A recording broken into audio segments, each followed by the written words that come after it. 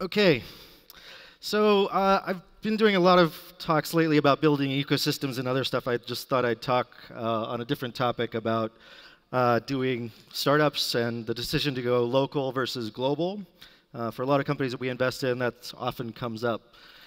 So just some brief things I'm going to talk about. I'll do the quick commercial about 500 startups.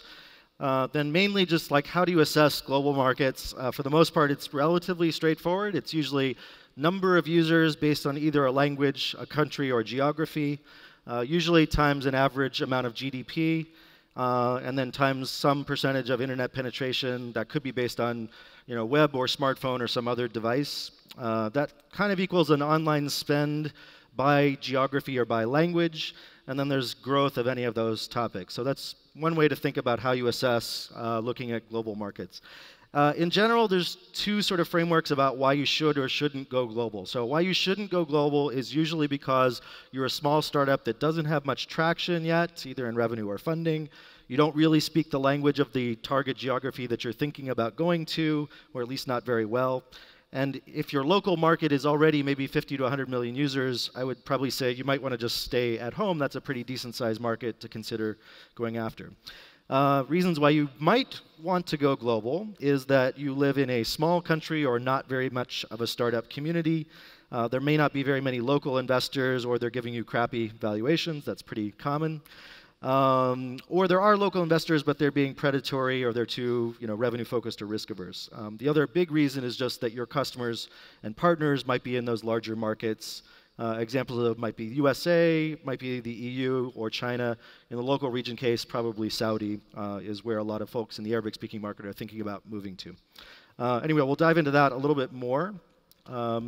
So kind of brief commercial. I've been in the Valley for about 25 years. I started out as an engineer and a developer, eventually became an entrepreneur, had a relatively small exit out of that. Ended up at PayPal in 2001 to 2004, mostly doing marketing and kind of geeky evangelism for developers. I made a little bit of money at PayPal and started doing some angel investing around 2004 until around 2008. Did about 13 personal investments. Starting in 2008, joined Founders Fund, and then later did our own 500 startups and have been investing kind of, I'll say the word professionally, but at least full-time, maybe not so professionally. What is 500 startups? We have about 100 million under management.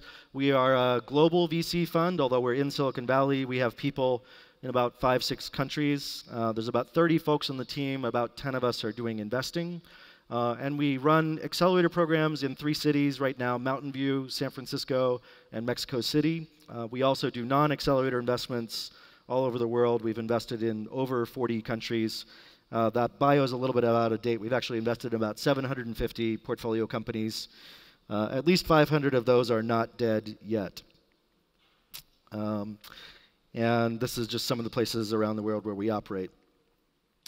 In terms of where we fit in the ecosystem, we are pretty much writing $50,000 to $100,000 checks, at least for the first investments that we're making. That's about 50% through an accelerator structure or 50% at seed stage. We do some follow-on, not usually in a lead capacity, but perhaps $100,000 to $500,000 per investment if we choose to follow on after that. And we work with most of the other funds in the Valley. In fact, we've probably co-invested with a good percentage of the firms that exist all over the world. So why am I talking about global startups and local decisions? Starting about 2009, I put together a group of folks really to scratch my own itch. I started taking people on these trips called Geeks on a Plane. In fact, when I thought about the idea and I actually looked up the URL and I found out that Geeks on a Plane was available, I was super excited. It was okay, this is going to just create itself. Since 2009, we've probably done about 14 or 15 trips. We've visited over 30 or 40 countries around the world. I've met a ton of people. I've met a ton of startups. I've made friends almost everywhere. It's really just been a fabulous, personally very enriching experience. From a business standpoint, we've met a lot of other startups and investors, learned about other markets, and really a lot of the strategy for 500 startups internationally has come from these trips. Probably about 8 or 10 people on the team we've hired have actually come from people that we met on these trips over the last 5 or 6 years. It's really just an amazing group of people, probably several hundred of us that have gone on these trips. We're doing one again in July, visiting 4 countries in Southeast Asia. So as a result of those trips and perhaps my own personal passions and friends, we've started getting a sense for where interesting growth and emerging startup economies and ecosystems are happening around the world. In particular, I would say our focus is probably on 4 global language segments. Those are English, Mandarin, Spanish, and Arabic. I'll talk about why I think those are important.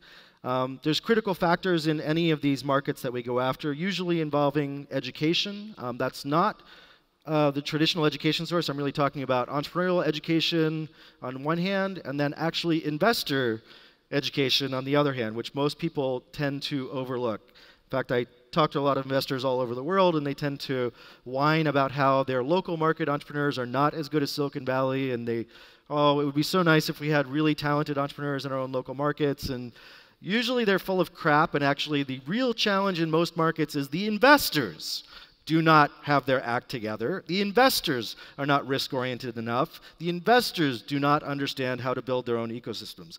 Most of the time, the entrepreneurs, well, it's not. They're not the only ones to blame. Entrepreneurs screw up a lot of things too. So don't get too like high and mighty about yourself.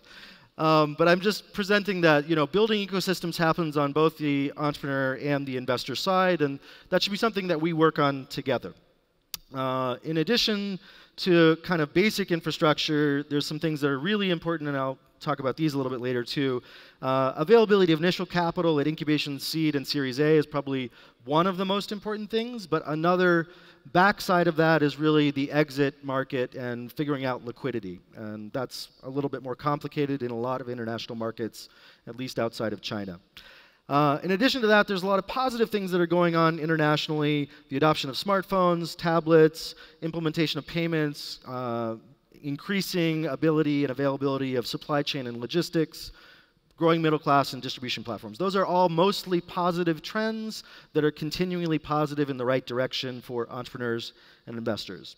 Another minor thing that I will mention is that a lot of the wealthy online shopping class is a very global hopping kind of class. So 5% to maybe 10% of China is actually 50 to 100 million people, and they travel all over the world. Probably similar numbers in the near future for a lot of folks in Arabic-speaking markets and in Indian markets that are high net worth also travel a lot. So sometimes we're thinking about localizing for markets where the people are, but sometimes really you're actually localizing all over the world because those markets are global, and particularly for some of the wealthiest users, they spend a lot.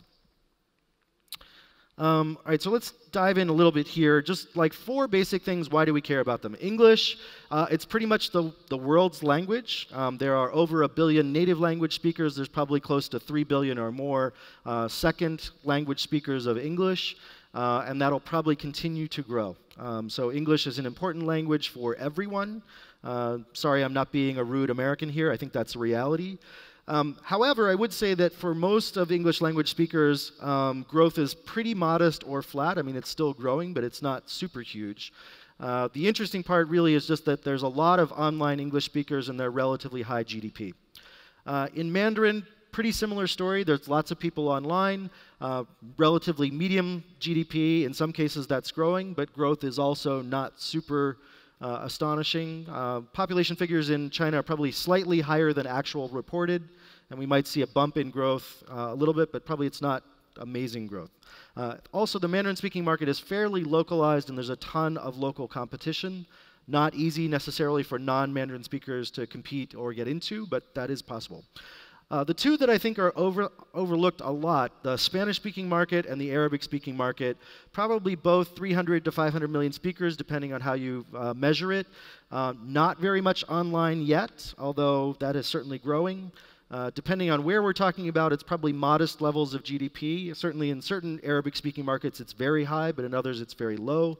And it's pretty much strong growth all over the place. So really, kind of the early days of both of those markets, but tons of opportunity for Spanish-speaking markets and Arabic-speaking markets, except that it's highly fragmented, probably across maybe 20 countries in the Arabic-speaking market, and in Spanish, maybe at least 15 or 20. There's certainly lots of other markets that are individually interesting. I would say, 50 million speakers in high GDP markets and 100 million speakers in lower GDP markets are kind of where we think they start to be interesting. And there's places like Pakistan and Nigeria, which are very large and growing, and depending on your level of risk tolerance, could be extremely interesting places to do business over the next 5 to 10 years. Looking further at other markets, there's lots of interesting places to do business around the world. It's not just the US and English-speaking market. There's plenty of places that are English-speaking. In Europe, there's lots of high GDP markets. China and East Asia, very online populations. Latin America, Southeast Asia, India, Pakistan, etc. And again, Africa, probably not on a lot of people's radars, although here probably more so. But 10 of the fastest growing economies in the world are in Africa, and looking out over the next couple of decades, Africa is certainly going to be a very interesting economy to be investing in. Okay, so really basically, again, how do we think about markets? This exercise really came out of one evening I was working at PayPal. This was probably almost 15 years ago, in 2002 or 3, I was trying to convince some of my higher level managers at PayPal why we should be paying more attention to Japan and more attention to the Spanish-speaking market in the US. And I did this spreadsheet that was just, okay, well, where are all the people in the world? What languages do they speak? What's average GDP? And what's online penetration? And kind of came up with like, well, here's the available amount of money to spend from people who are online. And that equation really hasn't changed very much. Sometimes you take a country approach, sometimes you take a language approach, sometimes you take a combination of sort of those things, and there are differences in culture and language even though they might speak the same language. You look at the internet penetration, and this might be again based on either you're looking at web device, smartphone capable device, or other things in the future that might involve automobiles, might involve wearables, might involve home appliances and other things. And then we look at online spend. And you could look at average GDP as one way to kind of measure amount of money to be spent. In certain geographies, there's a pretty wide distribution of income. So it's not the same in China or India for the top parts of the population versus the bottoms. There's actually almost like 3 different markets in China and India and other places where the top 5 to 10% are US equivalent levels of GDP, have smartphones, and are very wealthy. The bottom levels might be extremely low levels of GDP, but they still might use some accessible features such as SMS. But in general, you take the number of people within a geography or country, the percentage of people who are using some amount of online device or accessible internet device, an amount of GDP, or at least some segment of GDP. You multiply those 3 things together, and you get sort of a number that gives you a sense of online GDP available. And then you might look at growth rates for any of those things to give you a sense of whether that's going to be a more interesting or less interesting number in the future.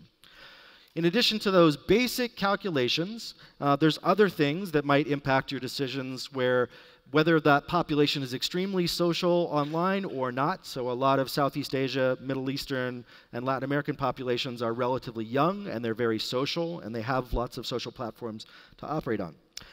You might be thinking about whether it's an e-commerce system or startup, in which case you have to worry about physical distribution. You have to worry about whether there's payment availability or whether there's COD availability if there's not online payment. And then there's also some cultural things where you may have certain genders or age groups which are not as mobile. You might have things where certain geographies are extremely hot, and there's more people that are doing delivery because it's very hot in the summer in certain markets. And then, as I mentioned before, you could have almost 3 different markets in one where you're looking at a very large country, but a small percentage of the population is extremely high net worth. So you could actually do luxury goods in India these days and still target maybe a population size of 50 million people, because at least 5%, probably more, of India are relatively high net worth. I also want to bring up that people understand this pretty well now, but a lot of the distribution platforms and mechanisms to get to customers are extremely large these days. And when I say large, what I mean is a minimum of 100 million people, and in some cases up to 1 billion people. There's probably at least 5 large platforms that are like that on search, social, and mobile platforms. So typically Google in most developed markets, might be different in China, Korea, or Russia. Facebook and Twitter and social platforms. Again, there's a few different ones in different parts of the world. And then iOS and Android platforms pretty much everywhere. Those particularly important platforms, Google, Facebook, Twitter, Apple, and Android, I would say are global platforms. And then there's others that are pretty close to global. YouTube is one of them. Pinterest might be another one in the future. And various messaging platforms like WhatsApp, WeChat, and others, depending on your geography. I would also put SMS as a platform of sorts. That's probably the largest platform. There's probably easily 3 to 4 billion people that have access to SMS. Okay, so some very basic things about why you should not go global. And in general, those are you're a tiny little startup who doesn't speak the language and your local market is big enough. So here's the thing. I've probably visited about 20 countries a year for the last 3 or 4 years. Since growing up in high school, I've had friends who were first or second generation immigrants from a variety of places, Asia, India, all over the place. When I was in college, my roommate was from Ghana. I worked with people who were from Russia and all sorts of places. I'm very used to different people's English accents. I probably had 20 or 30 years of my life talking to people who speak various different forms of highly accented English. Some of those people think they are great English language speakers, but they do not understand how other people perceive their English. So I was born in West Virginia, and I'm a hillbilly. And when I go back home to West Virginia, this is how I talk, and we talk about going over yonder, and like, do you see that guy over there? Do you know what he was talking about? And like, you might not understand, when I'm speaking that form of English, what the hell I'm saying. When I went to Trinidad when I was in college, in the Caribbean and West Indies, they speak a very highly accented form of English, but they listen to media, and they watched media that's British and English. So they understood my accent, but when they talked to me, even though it was a lovely language, I couldn't understand what the hell they were saying. And I asked them like 2 or 3 times to repeat what they were saying. I knew they were speaking English, and I couldn't pick up the beginning of the word. And I'm a pretty good, English language listener. I could not understand what the fuck they were saying. And so I just want to acknowledge that there's a lot of people who are second language English speakers who think they're great at English, and they are not. And normal English speakers have no idea what the hell they're saying. And when they write copy on their website, it's pretty close, except that when a normal English speaker looks at it, it's like there's an apostrophe in the wrong place. That's not the right word, grammar. Holy shit, who is this person? What language are they speaking? I do not trust them, and I am not buying from this website. And so just like very minor grammatical, cultural, and typos can change the trust level dramatically of people who you think understand your version of English. Many second language English speakers speak too fast. They don't slow down their speech enough to to native language speakers. And so their understanding of English is more than what it actually is. And I'm belaboring this point a little bit just to make sure that people tend to think that they're great English speakers, and they usually aren't. And that sense is transferred when they want to go into another market. They think they're going to be great speaking English in the US, and it turns out they're not so great, and they're going to have a lot of trouble with that. This is particularly pronounced with a lot of entrepreneurs I've met from Japan and Korea who really have trouble. Their English language knowledge, reading and written comprehensive, is pretty good. Spoken is absolutely terrible. Sorry, and I'm going a little bit long on this. Other thing is, again, if you have 50 million speakers who are high net worth in your own country and there's not much competition, I would say stay home. If you're going after the Saudi market or you're in Japan going after the Japanese market, that audience is extremely rich, very online, and there's probably not a lot of startup competition. You don't need to go to the US to make money. If you want to, great, but there's lots of money to be made at home.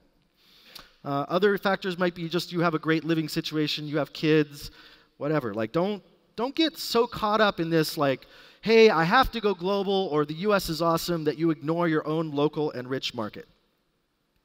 Okay, on the other hand, why you should go global.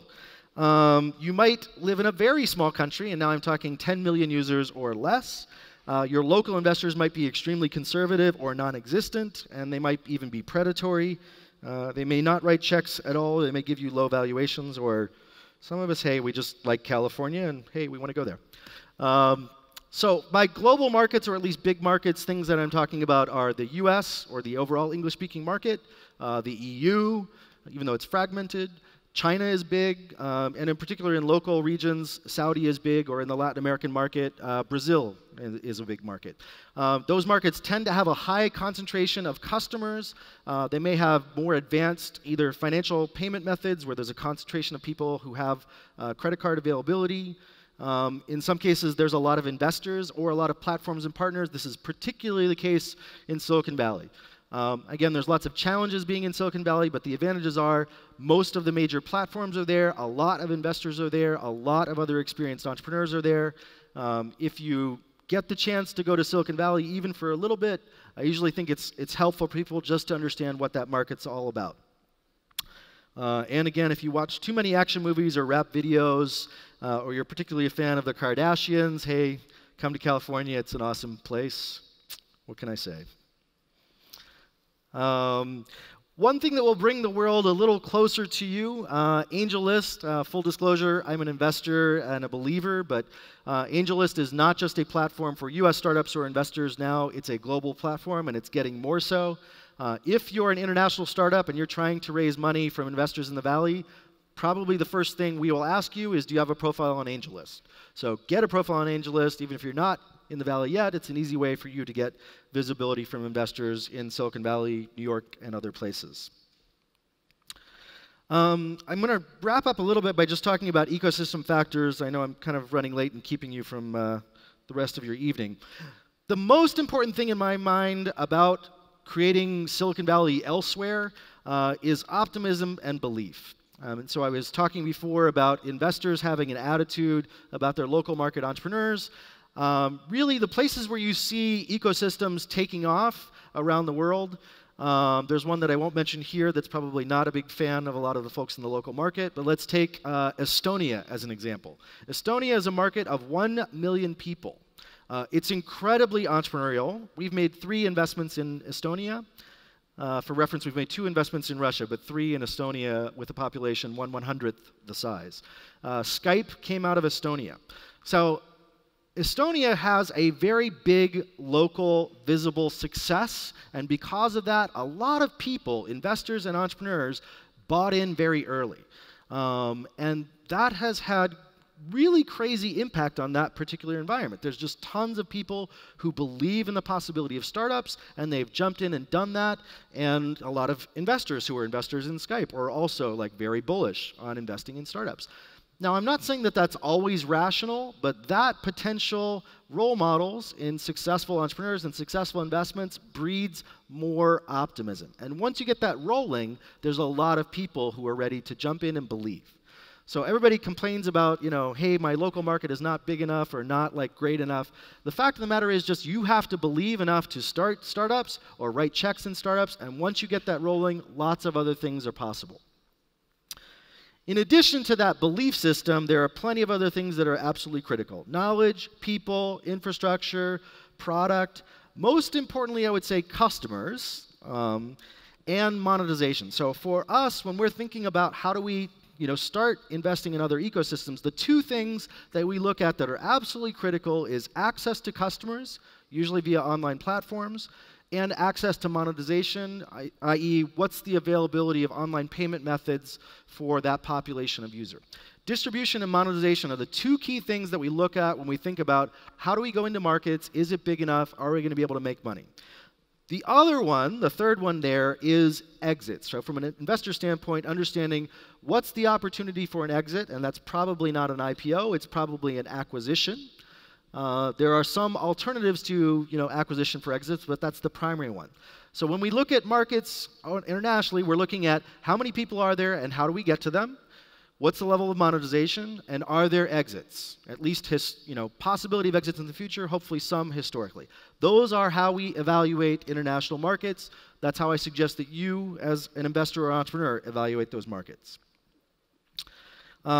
If we were thinking about like what does it take to get IPOs, don't hold me on the math here. This is not particularly accurate, but let's just say that you should be thinking in terms of thousands of companies in order to generate single-digit IPOs. So 1,000 bootstrap startups turn into 300 accelerator companies, turn into 100 seed stage companies, maybe get 30 Series A, B companies out of that. Eventually, you might get 1 to 3 mature IPOs. These ratios are different depending on what type of business and what type of market.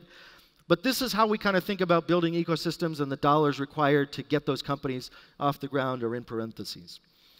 Adding that all up, you sort of like see that, okay, if you start with thousands of companies, you might eventually get to a large enough number of companies to generate IPOs. Lastly, kind of entrepreneur education and investor education. The good news is that entrepreneur education is fairly accessible globally. In the last 5 to 10 years, most information about entrepreneurship is now available wherever you have an internet connection. So, Steve Blank's talk, Eric Ries's talks, videos, conferences, TechCrunch, my slides on Startup Metrics for Pirates, most of that stuff is available around the world. The only thing that you lack a little bit is probably local role models in entrepreneurship, and even there you might have first-generation or second-generation entrepreneurs. I will say for the investors in the audience, please stop asking for business plans. They are really... And by the way, those are the entrepreneurs who have no sense of how to go after their customers or markets that are now clapping. I'm not saying business plans are useless, but what I will say is they are over-engineering for outcomes with low probability.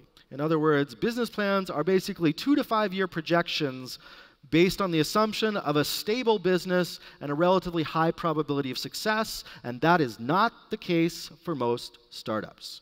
Most startups have unstable businesses or unpredictable business models, and they do not have a high probability of success. Thus, they are going to change a lot. So having long-term projections of either revenue or marketing and execution in business plans are a real fucking waste of time.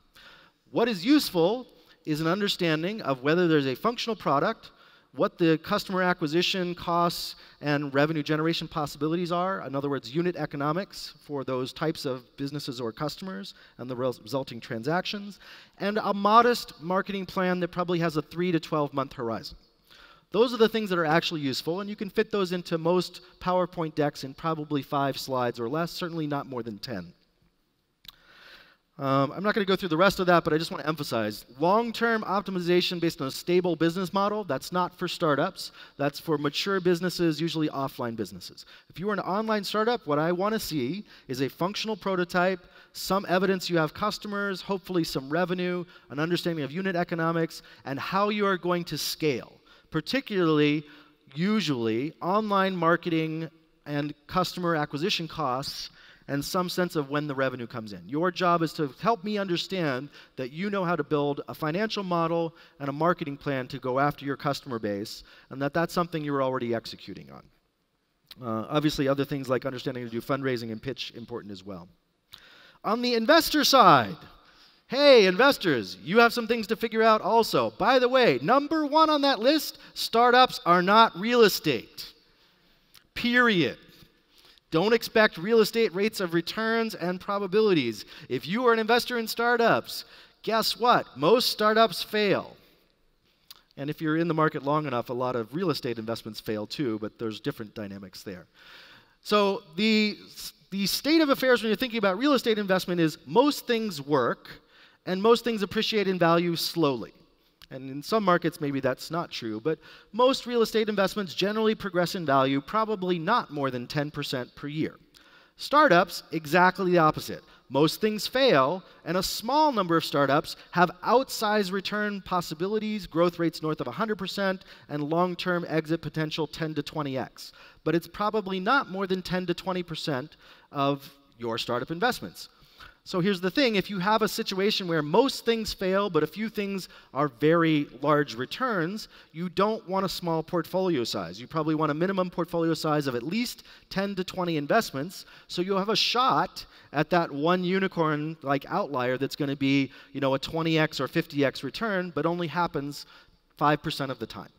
Right? In fact, the way we think about modeling our portfolios is that 2% of our portfolio has a 50x return trajectory or possibility, 5 to 10% has a 20% return probability, and 20% has a 5x return probability.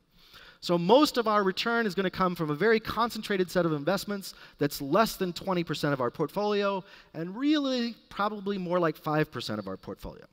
Mathematically speaking, that tends to optimize then for portfolio sizes of at least 20, and in our case, actually, we're looking at portfolio sizes by fund that are more like 200 to 400.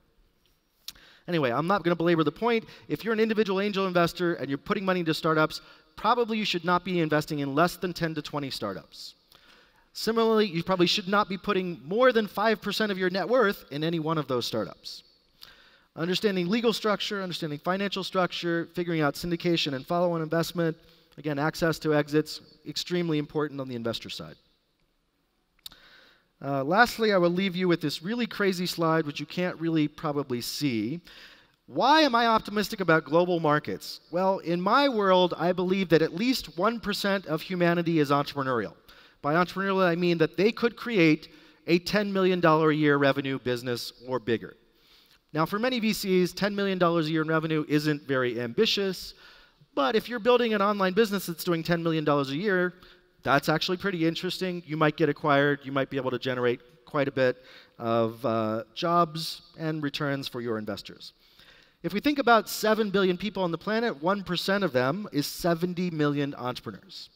If those entrepreneurs are creating a business at least for 10 productive years out of a 70-year lifetime, we're talking about at least 10 million entrepreneurs operating at any given point in time. In my opinion, there's at least 1 to 5 million businesses created every year that are interesting, and by interesting I mean $10 million revenue possibilities or greater. And we might want to invest $50,000 to $500,000 in those businesses every year. On the low end, what does that look like? 1 million entrepreneurs, $50,000 investment per entrepreneur, that's a $50 billion a year market. On the high end, if we're optimistic that it might be 5 or 10 million entrepreneurs, and we might be investing $500,000 or up to $1 million, it's a $5 trillion market. A $5 trillion market of international emerging market startup entrepreneurs. If that's not exciting to you, I don't know what the hell is. Now, if you want to think about that in terms of metros, it's probably at least 100 metros around the world that are 1 to 2 million people or more, and some of those may be as large as 5 million or 10 million. And in the future, I think that'll be at least 200 metros and probably more like 500 metros. Why am I optimistic about my business? I think there's going to be 5,000 to 10,000 VCs every year deploying $10 million a year into 10 to 20 startups each. That's a $50 billion a year market on the low end every year, and 100,000 interesting new startups every year. I hope that you will be one of them, either as an entrepreneur or as an investor. It's an exciting time. Thank you.